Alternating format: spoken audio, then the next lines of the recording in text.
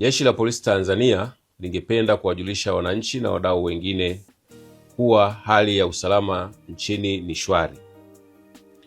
Mtakumbuka kwa nyakati tofauti jeshi la polisi limekuwa likitoa taarifa za kiusalama, ikiwepo za baadhi ya watu kupanga na kuhamasisha kufanya vitendo vya kihalifu kwa kutumia maandamano yasiyofuata sheria, kanuni na taratibu za nchi. Katika kupanga na kuhamasisha huko, walikuwa wakielekezana mbinu watakazotumia kufanikisha malengo yao, ni pamoja na kuua watu, kuchoma moto shule ili kuleta hofu na taharuki kwa wazazi na walezi, kulipua transformer za TANESCO, kufunga barabara na kuwapora askari silaha. Hayo walikuwa wakiyapanga kupitia vikao vya ana kwa ana na kurubuni baadhi ya vijana. Pia walikuwa wakitumia mitandao ya kijamii kusambaza jumbe mbalimbali na kufanya mikutano kupitia klabu za mitandaoni.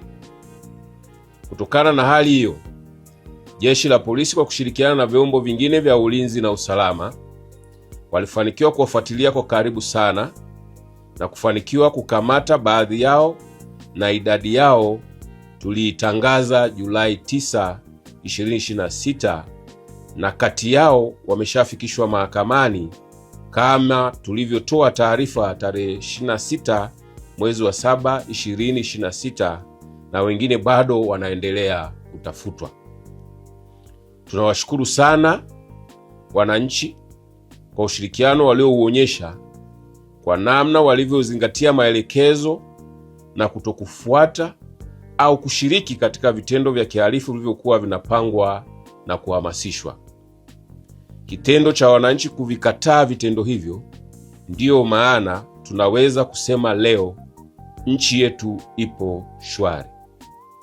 Kipindi ambacho tulikuwa tunapitia wakati huo wa baadhi ya watu waliokuwa wanapanga na kuhamasisha vitendo hivi vya kihalifu, jeshi la polisi tulikuwa tukipokea taarifa kutoka vyama mbalimbali vya siasa na baadhi ya waheshimiwa wabunge wakitoa taarifa za nia ya kufanya mikutano ya hadhara na vikao kwenye majimbo.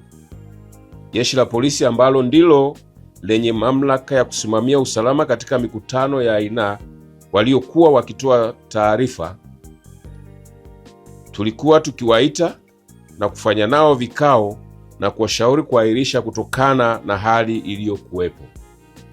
Kutokana na hali ya nchi kuendelea kuwa shwari, jeshi la polisi litaendelea kupokea taarifa za nia ya kufanya mikutano.